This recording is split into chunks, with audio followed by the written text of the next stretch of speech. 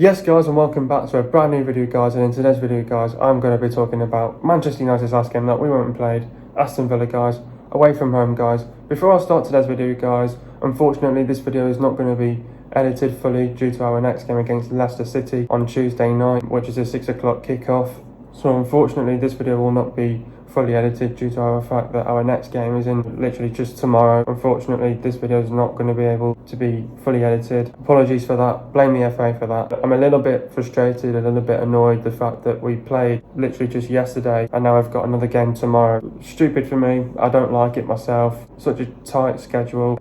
4 games in 8 days, who does that? It's just ridiculous. That's why I would have liked this Leicester game being on a Wednesday. Then we could have easily played the Liverpool game on the Sunday, played the Fulham game on the Wednesday, and then go and play the last game of the season on the Sunday, and that's easy. But the FA had other plans. We've got 3 games in like 5 days or something like that. Ridiculous. Anyway guys, let's just get straight into today's video. We made one change from our last game against Leeds United. Talking about the starting 11, so we started with Henderson, Wan-Bissaka, Lindelof, Maguire, Shaw, McTominay, Fred, Greenwood, Fernandes, Pogba and Rashford. Getting into the overall reaction now, Man United come back at Aston Villa, keeps City waiting on title. Second half blitz, top 4 confirmed and second place ours. Man United have done the double on Aston Villa. Not a great game, but that was a massive win and massive 3 points. Game management was key towards the end. That was a team performance yesterday. Comeback FC, second half FC. We made it tough for ourselves in times. What a win, what a result. Let's keep up this momentum and also let's keep up this consistency. First half poor, second half fantastic. Not the greatest performance, but I'll take it. Up the fucking Reds, that was a deserved win. Still unbeaten away from home. Well done boys, win done and 3 points done. Anyway guys, let's just get straight into today's video. What did I make of the performance? I think it was one of those performances where it was not a great performance, but at the end of the day, you know, a win is a win, and you know we needed that win yesterday against Aston Villa. Not only just because obviously you know there was 3 points up for grabs. I think you know we saw teams around us dropping points. We saw City drop points to Chelsea. We saw Tottenham drop points to Leeds. We saw you know Leicester drop points as well to Newcastle. So we knew that going into this game was massive. It was massive 3 points up for grabs, and we had to make sure it was ours to be honest. And I thought brilliant. You know, I think it was a fun. You know, I thought the performance was an okay performance overall. I don't think it was the greatest. I don't think we performed very well for a full 90 minutes. But second half, comeback FC, it's what we do. We have to do it the Man United way in the second half, and that's what we did. And but yeah, it was a real team performance yesterday against Aston Villa. We knew it's a tough place to go to Villa Park, and you know going to Villa Park and get the job done there. Now we've got 4 games left, whereas other teams have only got 3 games to go. So yeah, we've got a game in hand on Man City as well. So, but it'll be nice if they drop points to whoever they've got next on the weekend as well. So, but you know what? I thought you know I thought it was a good performance overall. I don't think it was the greatest. And I thought it was going to be one of those games where you know it was going to rely on individual brilliance, but it didn't. It wasn't. I thought all of our goals were, you know, great build-up play, and we saw that. And it was a real team performance yesterday, and we had to put in a shift in. And you know, the game management was key towards the end. When we were 2-1 up, we thought, you know, let's not fuck this up. You know, we need to make sure that we take our time, and you know it was all about see it out and grind it out. But then I knew myself that you know because Villa are a very attacking team that want to get a second goal themselves, and I knew it myself that we need to get another goal to seal it off. And with Cavani's movement, fantastic, and that sealed the deal, and that got us the 3 points. And it's been announced now that Cavani signed a new contract with Manchester United. Give it to Eddie Cavani. Pass him the ball and he will score the goals. He's staying. He's going to be in front of a crowd next season. And I cannot wait for Cavani for next season. He's been fantastic this season as well. And but yeah, brilliant. And second, we've done the double on Aston Villa, which is brilliant as well. And it was a real team performance. And we got the job done against a tough team in Aston Villa. And brilliant performance. And yeah, getting into the game now, I thought first half kicked off. I thought we started really well. I thought the first 10 minutes we started really well. We got on the front foot. I thought we created chances here and there. Don't think we created a load of chances, but I thought we created a few chances on goal. I thought Rashford looked decent enough. He looked fit in the game, to be honest, after giving him a rest on Thursday. And I thought he looked really good, Rashford. I thought he was really good when he played on the right as well, when he gave Cavani the assist. And but no, first off, we had a really good start, opening 10 minutes. We got on the front foot, played with high intensity, high tempo. I thought we controlled the half a little bit. I don't think we took control in most of it, but I felt like we did take control of the game. And then I thought I think it was pretty balanced in the bit of the game. And then I thought Villa sort of upped the intensity a little bit, put us on the back foot a little bit. I thought we defended good in times, and then to their goal was ridiculous, to be honest. And we've done this too many times this season, where we've gave away the ball in stupid areas, and then they've capitalised. And yet again, you're blaming it on our CM and our CDM for that as well, and crap defending as well. Wan-Bissaka's nowhere as well. Lindelof goes to clear it, and then the player just hits it and scores a fantastic goal. And to be honest, I thought Henderson should have done better, but I think it's not Henderson's fault, to be honest. It's the defence, and you can never blame it on Henderson. It's this defence that we've got, and as soon as this defence is sorted out, and this is it. In recent weeks, we've been really good. We've been getting clean sheets, but now we've gone back to the old ways. We're going back to the old Man United. Now we're conceding goals once again, and because we're conceding goals again, this defence has not been up to scratch for the last couple of games, and we need to get back to what we were doing the last recent weeks, where we're getting clean sheets. But yeah, first goal of theirs was ridiculous.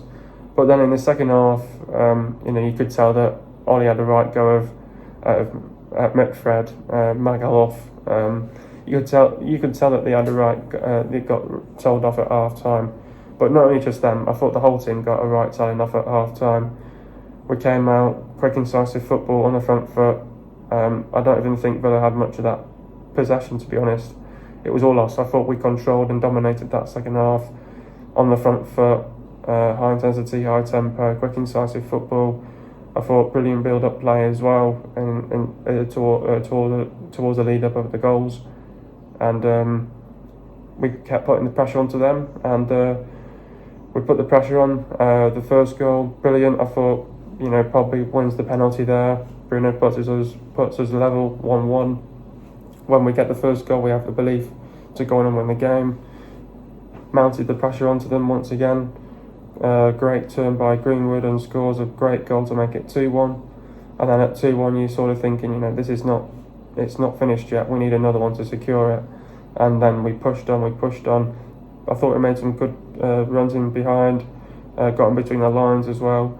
And then we brilliant movement by Cavani, reads the play and hands it in for 3-1.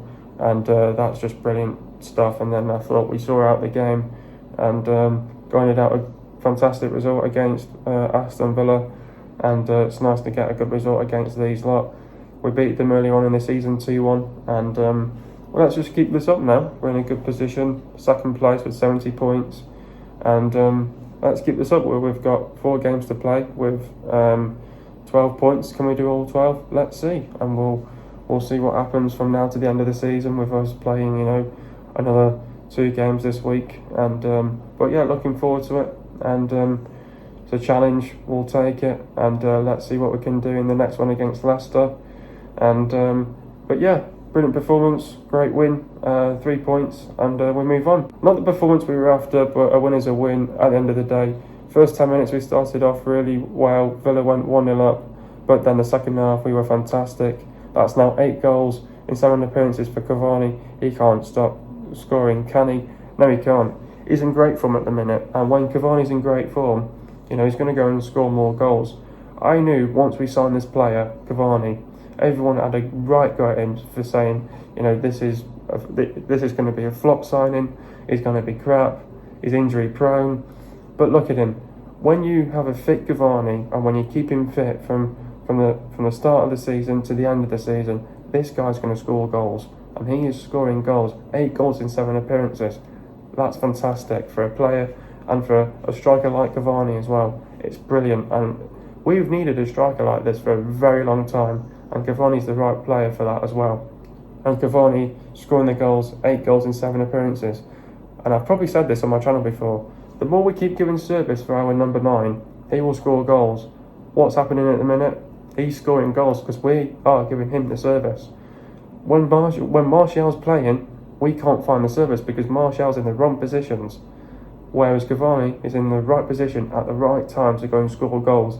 And that's what that guy does. He scores goals for fun. And I'll tell you now, with a clean slate next season, he's going to be up there, and hopefully he can win that top scorer goal or whatever it was in the Premier League for I can't remember what it's called now, but I'm sure he'll be up there with the amount of goals that he'll score next season. He'll be up there with the likes of Vardy, Kane and all them lot. But brilliant. And he signed a new contract. Can't wait for Cavani to play in front of a crowd, and he's going to love it next season, I tell you. And he's a real team player. Fantastic, reads the game well, and he's got great vision. His movement's fantastic, and 8 goals in 7 appearances. It's brilliant. He can't stop scoring, and he's just got to keep doing this, and we've got to keep giving him the service. And the more we give him and the more he keeps giving the ball, the more he gets the service. He will score goals. He's a threat as well. And when he gets the ball, the defence don't know what to do. They panic when Cavani's around the box as well. And that's what you have to do. Get in the box, you score goals. We've seen it multiple times this season where we have gone 1-0 down at half time, and then all of a sudden we go on and win the game in the second half. Why can't we perform for a full 90 minutes? And why does it always come down to Ollie's half-time team talk to get our players going? The reason why we don't play for a full 90 minutes is, what we'll do is in the opening 10 minutes, like what we did in this game, we play with a high intensity, high tempo, on the front foot, put them under pressure, create chances, but then we sort of go to the old Man United ways where we sort of settle into the game a little bit, but then we don't really maintain that intensity, that tempo, and that pressure onto them, and then we sort of sit back a little bit, and that's what we always do all the time. We sit back a little bit, we drop deep, we don't get on the front foot. We've not got our defenders on the halfway line. We're playing with a higher line, and then we settle down a little bit in the game. That's why we do it all the time. And then when we go 1-0 down, it's down to our shite defending, and then when it gets to the half-time team talk, when it's been a poor first half performance, which it was in this game, Ollie has to probably run and get these players going again of what he wants to see in that second half. He's obviously said to those players, I need to see the intensity, I need to see the tempo, and we've done that. We've pressed them, we've got them on the front foot, and that's what we did. From the get-go, you saw the reaction from the players. I needed to see a reaction from the players, and we got that response, and we went and won that second half 3-0, and brilliant, fantastic. But we should not be in these positions all the time. We are always in these positions where we always 1-0 down, and then we need that motivation to get us back into the game, that inspiration to get us back into the game. We can't always do this, I know that myself, but we need to perform for a full 90 minutes, and I know that myself, and I'm sure his coaching staff know that as well. And it's always, we need to perform for a full 90 minutes. We cannot afford to go always 1-0 down and come back in the second half with a second half blitz. We've got to perform well for a full 90 minutes. And we cannot be always doing this all the time in every game. We've got to perform for a full 90 minutes in every single game. And you have to win the game as well. Who is my man of the match? You know what? This is tough, to be honest. I think, there were some players that played an okay performance and some players didn't really have a good game. I thought Henderson had a decent game. I thought Wan-Bissaka did alright. I thought Lindelof did. I thought Wan-Bissaka actually had a decent game. I thought he was really good. Lindelof had an okay game, probably at fault for the goal that we conceded. Maguire was solid. Shaw was solid. Fred disappointing once again, but then in the second half they were brilliant. Greenwood brilliant. Bruno, I thought he was good. Pogba, I thought he looked a bit lethargic after Thursday, but he looked good as well, and Rashford looked decent as well. it's hard, and obviously with Cavani and scoring as well, coming off the bench and scoring. I'm going to give this Greenwood. I thought it was brilliant in the game yesterday against Villa. I'm going to give this one Greenwood, and he deserves my man of the match, definitely, for sure. How do we beat Leicester City? Now, obviously, in our next game, we've got Leicester coming up tomorrow. I mean, this game, I have to blame it on the FA for scheduling this game. This game was supposed to be played on Wednesday night, to be honest, and we're now playing it on bloody Tuesday night, which is disappointing, to be honest. You know, I mean, 4 games in like 5 days, or 3 games in 5 days. It's just ridiculous, to be honest, and there's no time to train whatsoever as well for this game. But you know what, Leicester City, I think they've got a really good manager in Brendan Rodgers. They've got some quality good players in there as well. I think at the same time, there's a lot of thinking about the FA Cup final this weekend as well. And they didn't look great against Newcastle. They didn't look great against Southampton. So they're now sort of dropping points now. And this is what they do as well. When they sort of realise that, you know, they've put in their eggs in one basket for a game like on the weekend, they're dropping points. And we need to sort of capitalise on that now. Ollie's going to be making changes. It's depending on how many changes he's going to make, though. But Leicester, I think they're a well-coached team, to be honest. You know what they're doing. You know, he's got his players out there and they have their role of what they've got to do as well. But what I noticed, though, as well, in their last game against Newcastle, they made 2 mistakes as well, leading up to 2 goals as well. And I think it's always important to capitalise on their mistakes as well that they make. Obviously, with Johnny Evans out injured, that's going to be a boost for us as well.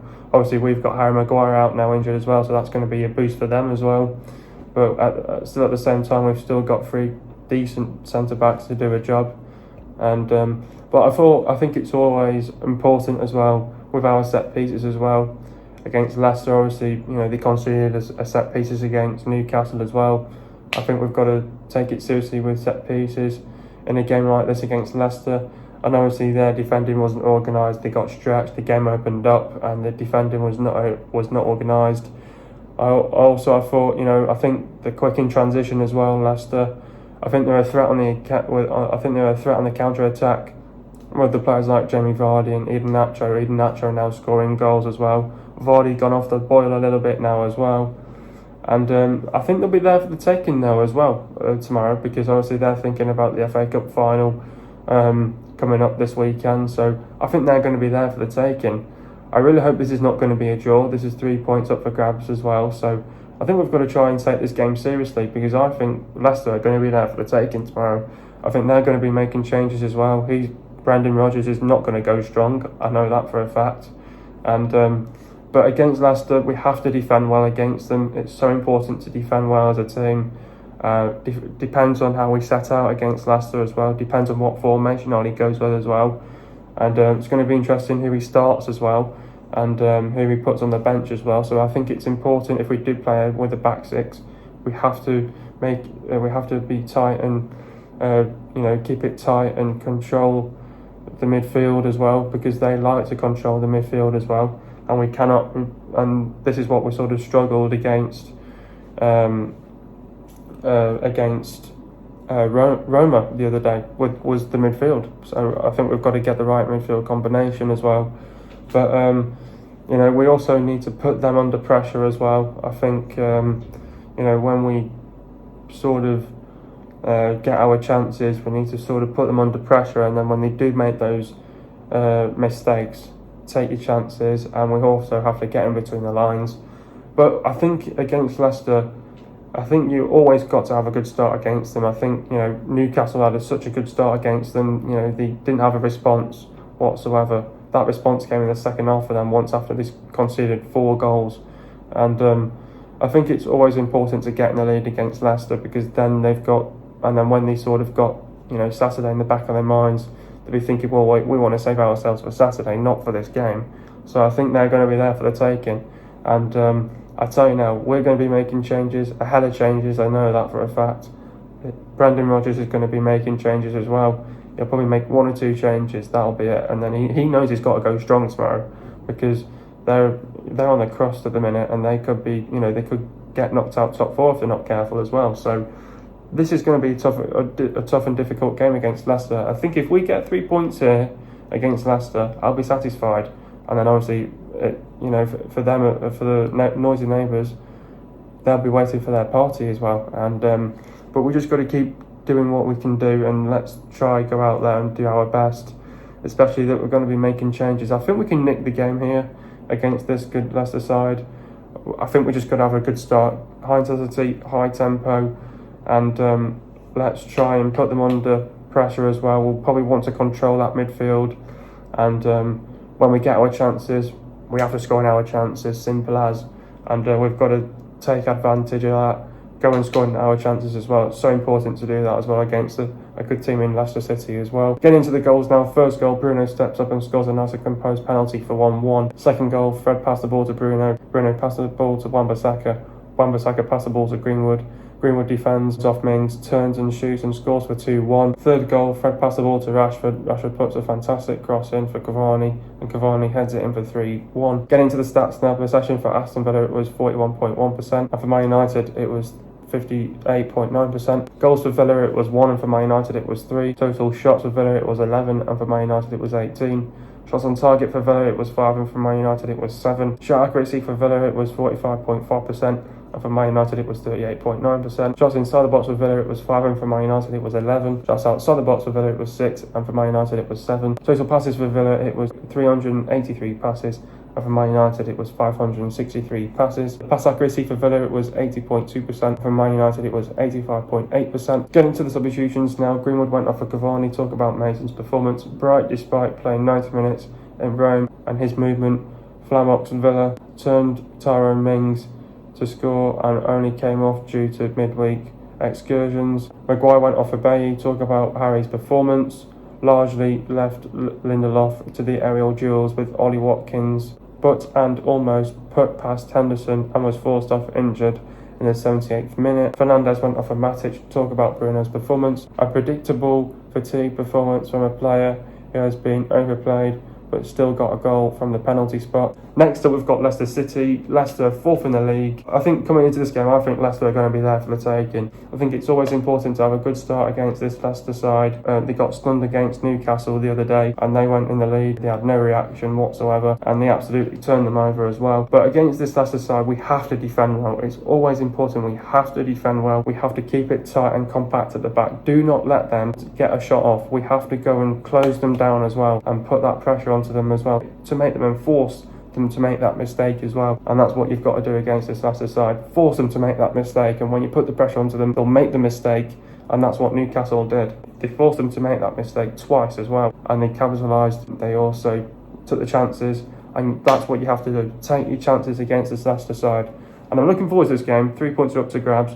If we get 3 points here, I'll be over the moon. Leicester, they know they've got Saturday on their minds as well. They're going to be there for the taking. It's just all about what we do, what our reaction is as well. We've got to go out there, give it absolutely 110% and give it to them.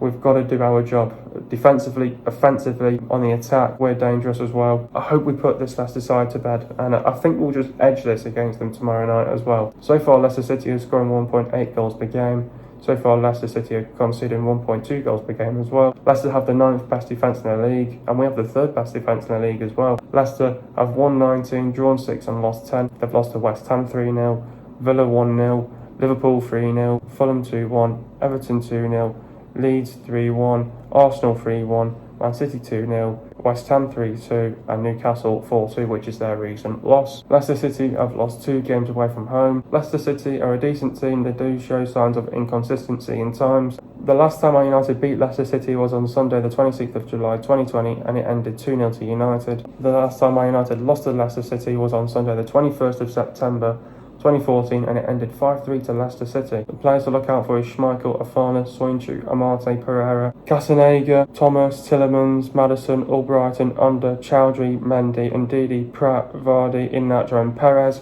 Hope you guys have enjoyed another video. Be sure to leave a like, subscribe to my channel if you are new, and I'll see you guys in the next couple of days, and peace.